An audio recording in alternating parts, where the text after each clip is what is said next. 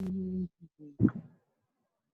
अज्ञानतिमिरान्धस्य ज्ञानाञ्जनशलाकया चक्षुरुन्मीलितं येन तस्मै श्रीगुरवे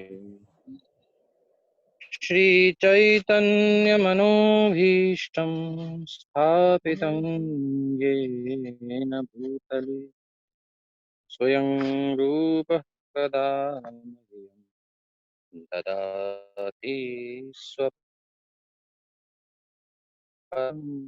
वन्देऽहं श्रीगुरो श्रीयुतपदकमलं श्रीगुरून् वैष्णवांश्च श्रीरूपं साग्रजातं सहगणरघुनाथान्वितं तं सजीवं साद्वैतं सावधूतं परिजनसहितं कृष्णचैतन्यदेवं श्रीराधा कृष्णपादां सहगणललिता श्रीविशाखान्वितांश्च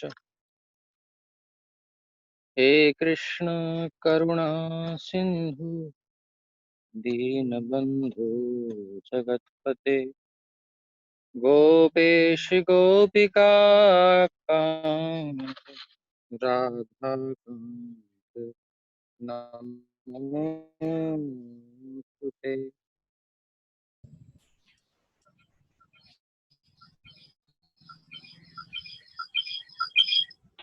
तप्त कांचन गौरांगी राधे वृंदावनेश्वरी वृषभानुसुते देवी प्रणमामि हरिप्रिये। वाञ्छाकल्पतरुभ्यश्च कृपा सिन्धुभ्य एव च पतितानां पावनेभ्यो वैष्णवेभ्यो नमो नमः। जय श्री कृष्ण चैतन्य प्रभु नित्यानंद श्री अद्वैत गदाधर श्रीवासदि गौरभक्तवृंद। हरे कृष्णा कृष्ण कृष्ण हरे हरे, हरे राम राम राम हरे हरे। श्रीमद् भगवद गीता अध्याय 19 होगा आज। पीछे हमने देखा कर्मण्य कर्म यह पश्येद कर्मणि च कर्म यह सबुद्धिमान मनुष्येषु संयुक्तः कृत्स्न कर्मकृत्।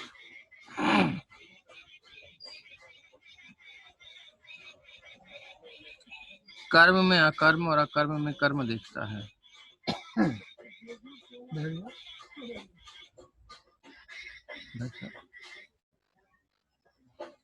तो सार में क्योंकि बहुत क्लिष्ट है, अब कर्म अकर्म विकर्म समझना है तो सिंपल है कि भगवान को प्रसन्न करने के लिए जो कार्य किया जाए वही वास्तव में अकर्म है, वो कर्म भी अकर्म है। और निष्काम कर्म में आत्म साक्षात्कार की भावना हो जाती है। कामना जहाँ रहेगी वहाँ गड़बड़ रहेगी। इसलिए इस कामना को निकालना है। इसके लिए अगला श्लोक है, यस्य सर्वे समारंभाः काम संकल्प वर्जिताः ज्ञानाग्निदग्ध कर्माणं तमाहुः पंडितं बुधाः।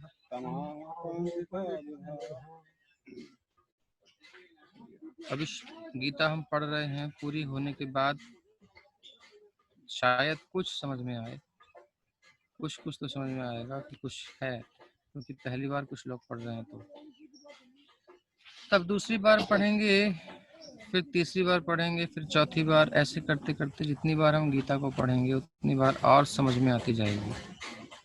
और इसकी लिमिट नहीं है, अनलिमिटेड है, क्योंकि भगवान अनलिमिटेड है। इसलिए ये भगवत संबंधी जो भी वस्तुएं हैं सब अनंत हैं।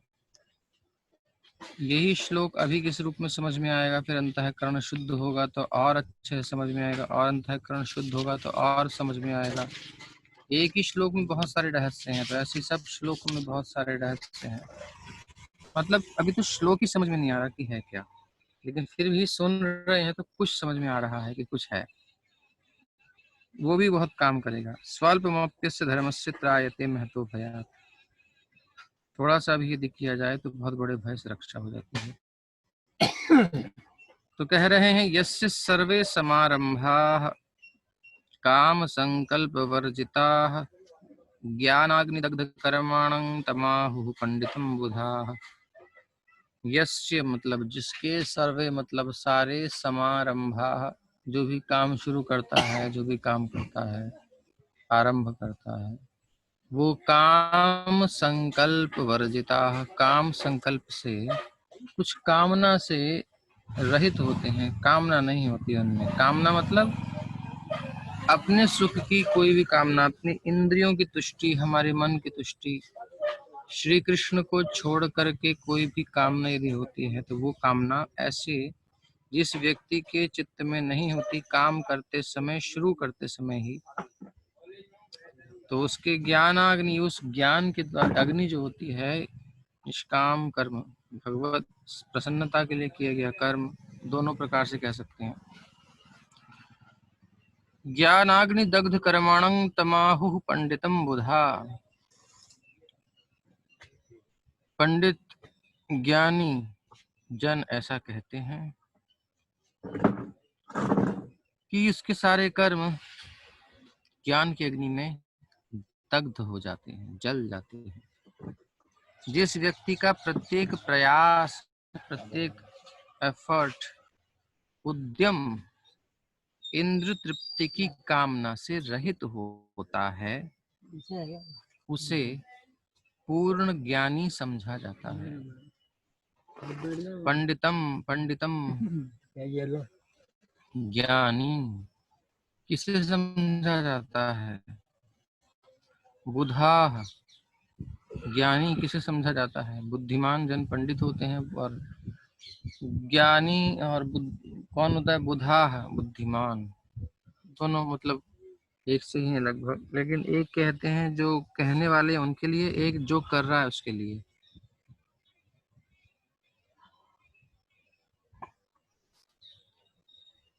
तो कामना से रहित होना ये ज्ञान की अवस्था है, इसको ज्ञानी कहते हैं।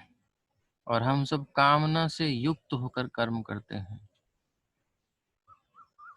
कुछ ना कुछ तो डिजायर होती है ना अपनी, कुछ काम करते हैं तो अपनी कोई इच्छा होती है कि मेरे को ये मिलेगा, ऐसा होगा, वैसा होगा। बस वही बंधन है। क्यों बंधन है? क्योंकि हमारी इच्छा है, वो भी संसार से संबंधित और वो भी अपने लिए। तो यहीं रहेंगे ना, फिर कहीं जाएंगे नहीं। इसलिए कामना, काम संकल्प जब ये रहित हो जाएगी, इससे रहित हम हो जाएंगे, तब हम यहाँ से मुक्त हो सकते हैं, उससे पहले मुक्त नहीं हो सकते। तो ये सीधी सीधी बात है। अब कुछ लोग मुक्त होना ही नहीं चाहते, वो यहीं रहना चाहते हैं, जैसा भी ये ठीक है। तो उन्हें बार बार जन्म, बार बार मृत्यु, बार बार रोग, बार बार बुढ़ापा, और इसी का बहुत विस्तार सबको भोगना पड़ेगा, भोग ही रहे हैं। अभी हमें अवसर मिला हुआ है, हमारे आसपास आग लगी पड़ी है, अभी हम नहीं जल रहे, लेकिन जल्दी ही अगर हमने भजन नहीं किया तो वो आग हमारे पास भी आने वाली है। इधर भी जल रहा है, इधर भी जल रहा है, आगे भी जल रहा है, पीछे भी जल रहा है, सब जल रहे हैं। मेरे को कुछ नहीं, इसका मतलब आग नहीं है क्या? नहीं, समाचारों में सुनिए। और ये तो जो प्रचारित किए जाते हैं, जो समाचार सुनाए जाते हैं, वो अलग हैं। जो हिडन न्यूज हैं, जो कि सच्चाई, धरातल की सच्चाई है, बहुत भयंकर, बहुत बर्बर स्थिति है। दिल्ली की घटना आप जानते ही हैं, इतनी बुरी हालत थी। भयभीत ऐसा माहौल बंगाल में।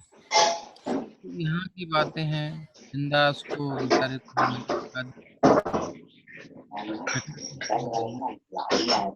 मैंने धुआ था गूगल में, लाल है वो दिखाता है। लाल पहले वाले में नहीं है ना, बाद में जाके। विनोद जी आप, हाँ ठीक है। तो लगा करके वो अपना बातें करने लगते, सोचते हैं कि अब कुछ सुनाई तो देगा नहीं।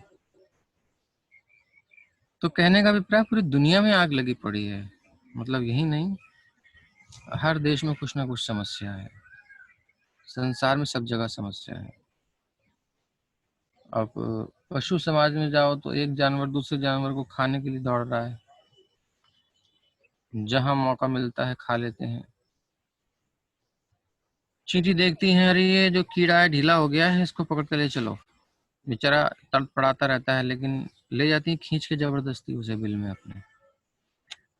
कहाँ समस्या नहीं है।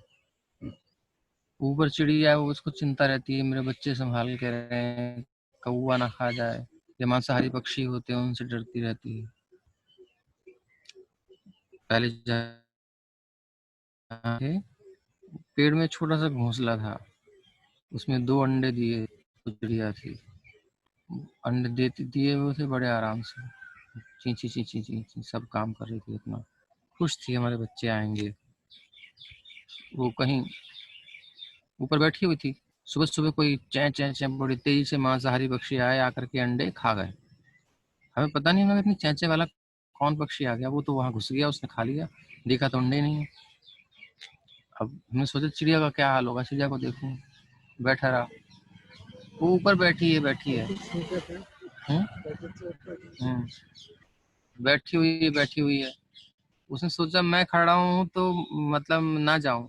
मैंने सोचा कि अच्छा मेरी वजह से नहीं आ रही। तो शाम को फिर मैं अंदर गया, मैंने कहा अब आएगी। जैसे ही आई, क्या करूं क्या करूं, उसकी तड़पन समझ सकते हैं। तो मतलब समस्या कहाँ नहीं है, पशु योनि, पक्षियों की योनि में, मनुष्यों में। चाहे आप विकसित देश में चले जाइए, अमेरिका भी चल रहा था अभी, काले और गोरे का चक्कर पड़ गया था। मतलब अब सब जगह समस्या है, कहाँ नहीं है समस्या। कितना भी आप विकास कर लीजिए संसार में, कितनी फैसिलिटी, कितनी सुविधाएं, कितना आविष्कार वैज्ञानिक, सब कुछ करने के बाद भी समस्या तो रहेगी, बचेंगे नहीं हम। अगर कुछ काल के लिए कुछ लोग बचे हुए हैं, जिनके साथ घटनाएं हुई हैं, वो भी पहले यही सोचते थे कि हमारे साथ नहीं होगा, हम सब ठीक हैं। तो प्रभुपाद जी कहते हैं ये पशु बुद्धि है। पशु बुद्धि क्या, बकरा लाइन से लगे हुए हैं काटने के लिए, जो बकरा कट रहा है बाकी बकरे उसको देख रहे हैं कटते हुए, और उनके पास जो घास है वो आराम से खा रहे हैं। वो बकरा घास खाते खाते जा रहा था, उसका गला कट गया, उस कटे हुए मुंह में से वो घास जो उसकी चबाते चबाते रह गई, जो पत्ते जो भी थे, वो उसको निकाल के खा रहा है। इतनी अकल नहीं उसको कि मेरा भी गर्दन कटने वाला है। ये बिल्कुल ऐसा ही, ऐसे कोई आदमी मर जाता है, उसकी संपत्ति हमको मिल जाती है, उसे लूट लो, उठा लेते हैं। आपको मर गया, आप क्या करेंगे, उसके शरीर पे सोना है, कुछ है, पैसे हैं, उसको जो भी कुछ ले लो, अब तो मर गया। इतनी बुद्धि नहीं होती कि हमारे ऊपर भी तो कल आने वाला है। यही पशु बुद्धि है हम लोगों की। पशु बुद्धिम इमाम जही, इस पशु बुद्धि से उठना पड़ेगा। समस्याएं संसार में हैं, आंखें खोलकर देखना चाहिए। हमें कुछ अवसर मिला है संभलने का, तो जल्दी से जल्दी भगवान की शरण लेकर के संभल जाना चाहिए। और हम कुछ नहीं कर सकते, हम कोई इसका प्रतिवाद नहीं कर सकते। क्या मृत्यु से बच सकते हैं? नहीं बच सकते हम। जो समस्या आएगी, वो जब बहाव आएगा तो सबको लेके जाएगा, जिधर से वो जाएगा। तो इस प्रकार से जन्म मृत्यु जरा व्याधि के इस सैलाब में, इस तीव्र प्रवाह में हम सबको बहना ही है, कोई बच नहीं सकता। कुछ काल तक अगर हम तैर रहे हैं, मान लो इसमें डुबकी नहीं लगी है, तब तक भगवान को पुकार लेना चाहिए, उनकी शरण लेनी चाहिए। ये भगवत गीता भागवत अच्छे समझ के भगवान की शरण में चले जाना चाहिए। तो भगवान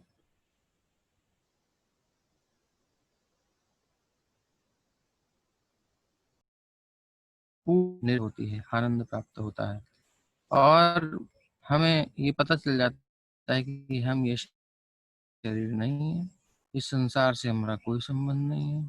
स्वप्न हमारा टूट जाता है, हम जागृत हो जाते हैं और फिर अपना असली जीवन हम जीते हैं। बेड में सोते समय नहीं क्या देख रहे हैं, क्या कर रहे हैं, फालतू में हाय तौबा करे जा रहे हैं। हिला के जगा दिया, ओ हो, सारा घर तो मेरा यहाँ है, मैं वहां कहाँ था। बस ऐसे ही भगवान जगा देते हैं, नहीं तो हम ऐसे ही रोते बिलखते चिल्लाते रहेंगे या खुश होते रहेंगे, झूठे ही सब। तो इसलिए जल्दी से जल्दी इस काम को करना चाहिए। तो कामना से रहित होकर के करेंगे तब। इस संसार की कामना मतलब संसार में रहने की अवधि को बढ़ाना। काम संकल्प वर्जिता, काम संकल्प से रहित होकर के हमें हर चीज करनी है। संसार में कुछ भी इच्छा नहीं करनी है।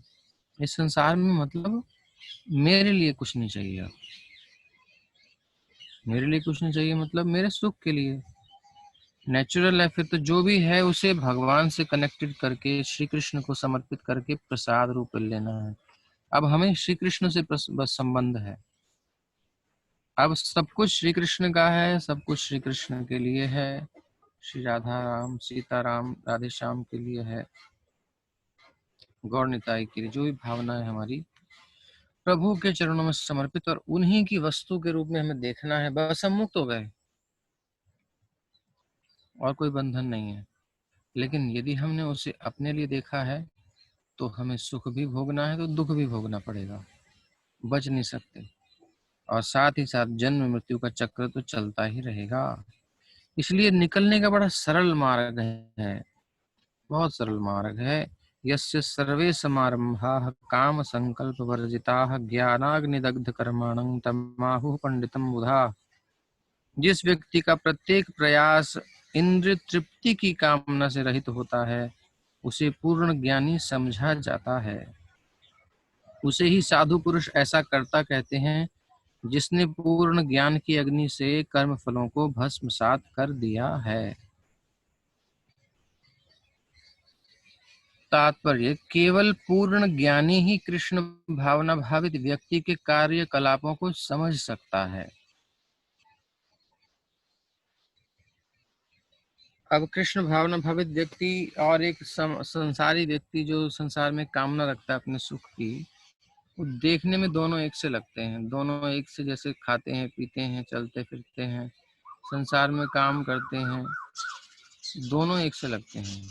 जैसे कि मैं लैपटॉप लेके बैठा हूँ, मोबाइल मेरे पास है, यह डिवोटीज के पास होता है, भक्तों के पास गाड़ी भी होती है, यहाँ भले ही नहीं है लेकिन होती है। सब व्यवस्था का यूज करते हैं। तो एक बिजनेसमैन, एक कर्मी, संसार का कोई व्यक्ति, वो भी अपना काम करता है, वो भी इन संसाधनों का उपयोग करता है। भक्त भी उपयोग कर रहा है। देखने में कहीं नहीं लगता कि ये भैया ये भगत है और ये संसार का व्यक्ति है। वो भी वैसा ही है, वो भी बस थोड़े कपड़े बदल लिए, बस थोड़ा तिलक लगा लिए, इससे क्या हो गया। जी नहीं, केवल पूर्ण ज्ञानी ही कृष्ण भावना भावित व्यक्ति के कार्यकलापों को समझ सकता है। क्या अंतर है दोनों में? संसाधन वही हैं, व्यवहार वैसा ही दिख रहा है बाहर से, लेकिन अंतर है जमीन आसमान का। क्या अंतर है? ऐसे व्यक्ति में इंद्रिय तृप्ति की प्रवृत्ति का अभाव रहता है। इंद्रिय तृप्ति की प्रवृत्ति का अभाव रहता है। अपने सुख की कामना नहीं होती भक्त की, वो अपने लिए काम नहीं कर रहा होता।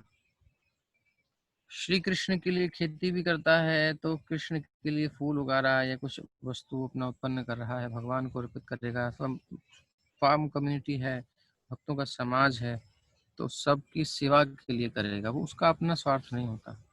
लेकिन एक संसारी करेगा तो वो अपने परिवार के लिए, अपने लिए बस इतना ही सोचेगा।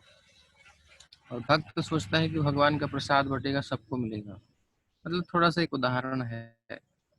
और यहाँ पर जैसे इसका उपयोग हो रहा है, इसमें एक भी ऐप ऐसी नहीं है जिससे कि इंद्र तृप्ति हो सके। सारा इसमें सॉफ्टवेयर जो भी अभी डाले गए हैं नया लेके, उसमें सब ऑडियो बुक्स के लिए और कुछ कुछ एडिटिंग के लिए सब सॉफ्टवेयर हैं। बाकी ऐसा कुछ काम है ही नहीं, इसमें टाइम नहीं बचता, या फिर आप क्लास सुन रहे हैं, इतना ही काम है। तो टाइम वेस्ट है ही नहीं, अपना इसका सदुपयोग हो रहा है। तो देखने में बाहर से एक सा लगता है, लेकिन उसका उद्देश्य अलग है।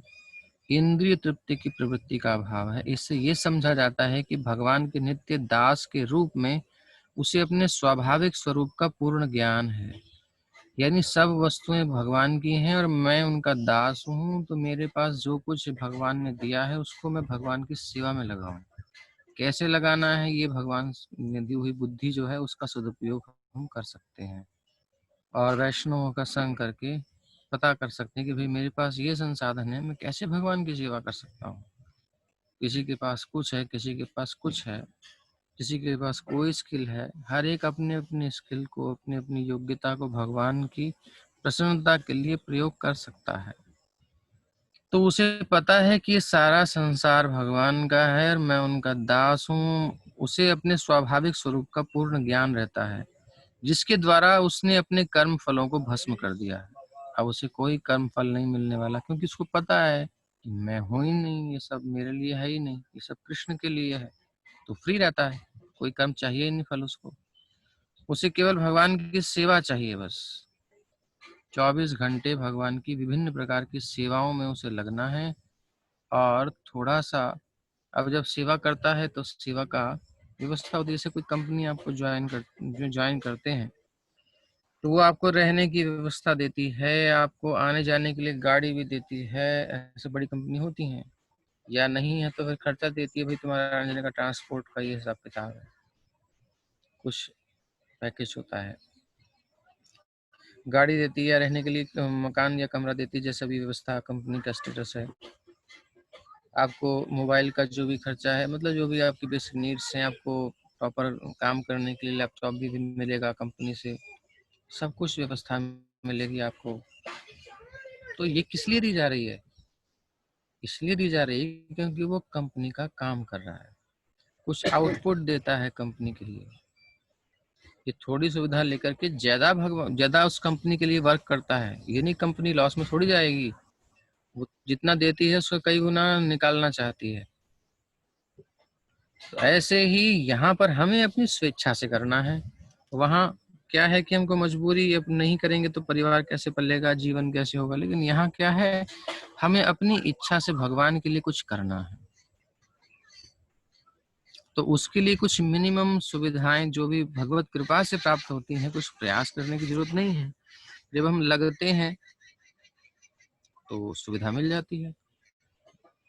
प्रभु जी ये लीजिए, ऐसा कीजिए, बस उसका उतना ही उपयोग है, बाकी तो कुछ करना नहीं है। तो ये सब ध्यान में रखते हुए कि श्री कृष्ण की संपत्ति है और श्री कृष्ण की प्रसन्नता के लिए हमें इसका सदुपयोग करना है। इतने ज्ञान मात्र से सारे कर्म फल खत्म। आप दुनिया में कुछ भी कर लो, अगर अपनी इंद्रिय तृप्ति की इच्छा नहीं है, केवल कृष्ण की प्रसन्नता के लिए कर रहे हो, तो यदि हत्या भी कर दी जाए तो भी उसको कर्म फल नहीं भोगना पड़ेगा। ये कहाँ से बोल रहे हैं महाराज? गीता में ही लिखा है। एक तो यही है, यस्य सर्वे समारंभा, जिसके सारे समारंभ काम संकल्प से वर्जित होते हैं, उसे कोई परिणाम नहीं भोगना पड़ता। सारे कर्म उसके ज्ञान की अग्नि में जल जाते हैं।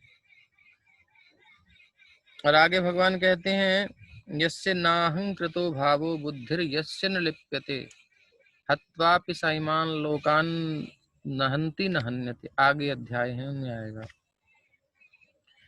जिसके अंदर अहम भाव नहीं है, कर्तृत्व भाव नहीं है, जो समर्पित हो चुका है भगवान को, बस उनके आदेश का पालन कर रहा है, वो फिर उसे कोई दोष नहीं है।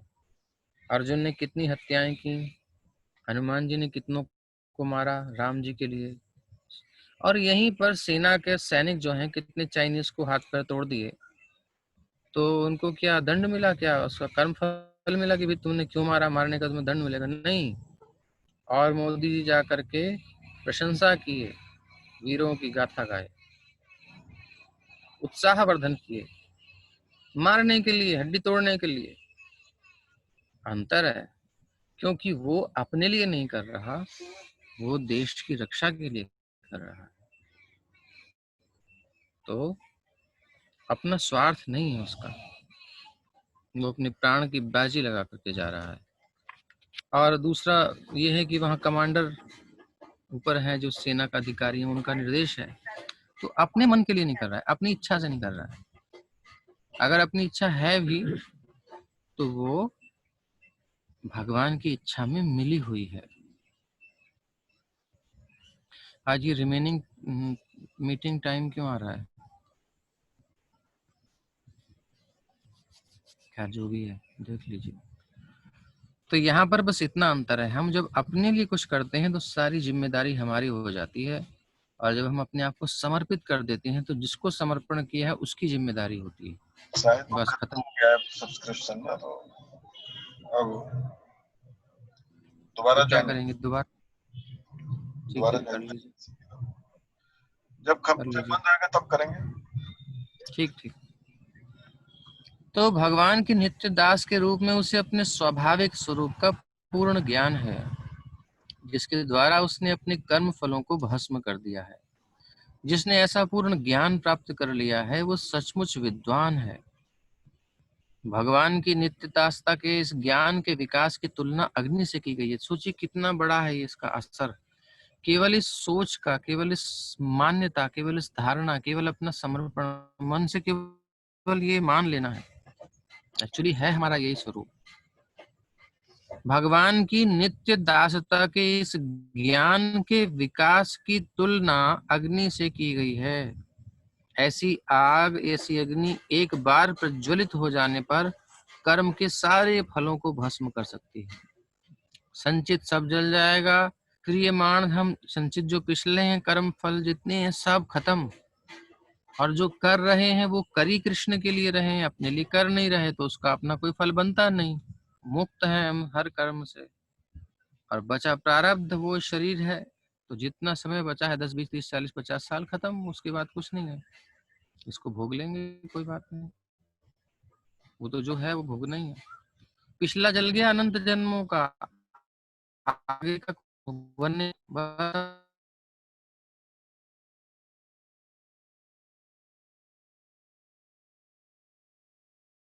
रखनी है। बार बार इसको याद रखना है कि I am not this body, मैं ये शरीर नहीं हूँ। ये शरीर भगवान की संपत्ति है, तो भगवान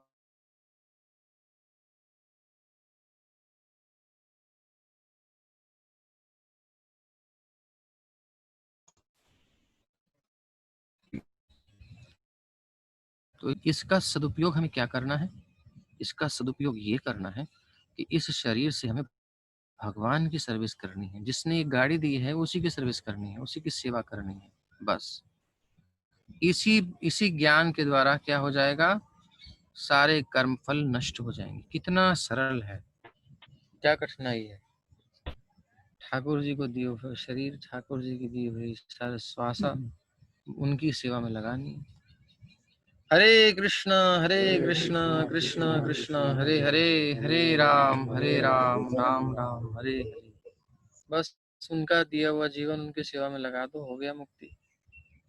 लेकिन मन में अगर हम थोड़ा सा भी अपना सुख सोच रहे हैं तो वो बंधन है, पकड़ लेगी माया, जकड़ देगी, अभी मुक्त हो जाओगे। कन्हैया तेरे हवाले, अब तेरे लिए जिएंगे। और जो भी कुछ है, परिवार है, बाल बच्चे हैं, घर गृहस्थी है, खेत खलिहान है, ये सब कृष्ण का है, अपना तो है नहीं। जब हम आए थे नंगे आए थे, कुछ नहीं लाए। और वो शरीर भी भगवान ने मैया के पेट में बनाया था, हमारा तो शरीर भी नहीं था, वो भी भगवान ने दिया है। हर चीज कृष्ण की है, कृष्ण की सेवा में लगा देना, बस मुक्त हो गए, कुछ नहीं करना। और आगे है, यहाँ तो कोई प्रश्न नहीं है, क्लियर है? अगर कोई प्रश्न है तो पूछ सकते हैं, कुछ श्लोक करके फिर हम दोबारा ज्वाइन करेंगे। रजनी माता जी कुछ पूछ रही हैं, बोलिए बोलिए। हरे कृष्णा। जी प्रभु जी। हाँ जी, कुछ प्रभु जी, कुछ जो भगवान ने हमें ये शरीर दिया है, गाड़ी है ना, हाँ हाँ अगर ये गाड़ी स्वच्छ ना हो प्रभु जी, भगवान का भजन करें स्वस्थ शरीर भी तो होना बहुत जरूरी है प्रभु जी। अगर कारणवश ये गाड़ी स्वस्थ ना हो और इंसान तो उलझा ही रहेगा अपने आप में, फिर इच्छा क्या करना चाहिए? इच्छा तो कर सकते हैं ना, इच्छा से इच्छा काम तो चलेगा? गाड़ी ही अगर सही नहीं है, वो हमारे ही कर्मों से नहीं है, लेकिन फिर भी उसमें इच्छा तो कर सकते हैं ना कि हाँ जितनी सामर्थ्य है उतना करेंगे। जितनी सामर्थ्य है उतना कर सकते हैं। देखो भीष्म पितामह का शरीर बाणों से बिंधा हुआ था, उस पर सो रहे थे, क्या कर सकते थे? लेकिन फिर भी जब भगवान श्री कृष्ण आए, वैसी स्थिति तो हमारी नहीं है, लेकिन उस स्थिति में भी जब भगवान आए तो मन से ही उन्होंने भगवान को प्रणाम किया, शरीर की सामर्थ्य नहीं थी तो वाणी से स्वागत किया। यानी जो भी हमारा इंस्ट्रूमेंट काम कर रहा है उसको सेवा में लगा दो। शरीर जितना चल रहा है उतना लगाओ, नहीं चल रहा है तो मन लगाओ, बुद्धि, बहुत सारी चीजें भगवान ने दी हैं। जो प्रॉपर वर्क कर रहा है उसको सेवा में लगा दो, उतने से ही काम बन जाएगा। जरूरी नहीं है सारा लगाएंगे तभी होगा। हमारे पास जो अवेलेबल है, जो उपलब्ध है, जिस कंडीशन में है, सब उसी कंडीशन में भगवान को दे दो। ये सब मन में चलता है, मानसिक रूप से मन से स्वीकार करना है कि हम जैसे हैं आपके हैं, बस इतना ही चाहिए। हृदय से स्वीकार करना, और फिर हर एक्शन, हर क्रिया के साथ ये स्मृति और ये एक फीलिंग।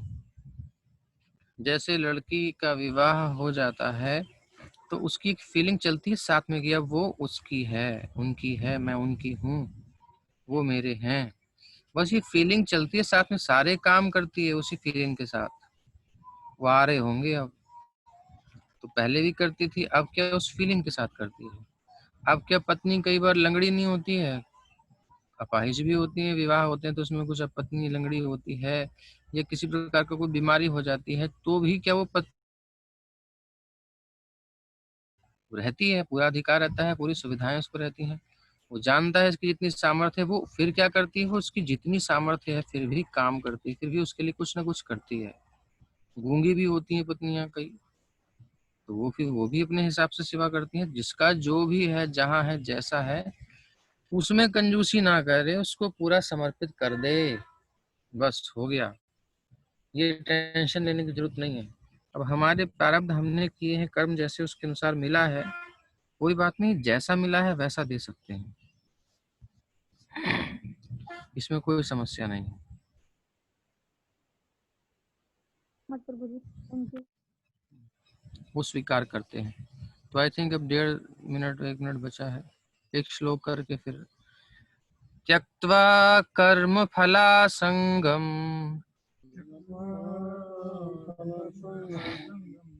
नित्य तृप्तो निराश्रयः कर्मण्यभिप्रवृत्तोऽपि नैव किंचित् करोति सः। त्यक्त्वा कर्म फलासंगम नित्य तृप्तो निराश्रयः कर्मण्यभिप्रवृत्तोऽपि नैव किंचित् करोति सः। पीछे है ना, कर्मण्य कर्म यह पश्येत, 18वें श्लोक में, कि जो कर्म में अकर्म देखता है, कर्म में कर्म देखता है, उसको ही खोल रहे हैं। तो अकाम है, उसके अंदर अपनी कोई कामना नहीं है, तो वो क्या है, अकर्म है। उसका जो भी कर्म है उस कर्म में अकर्म है, क्योंकि उसकी कोई डिजायर नहीं है, सेल्फ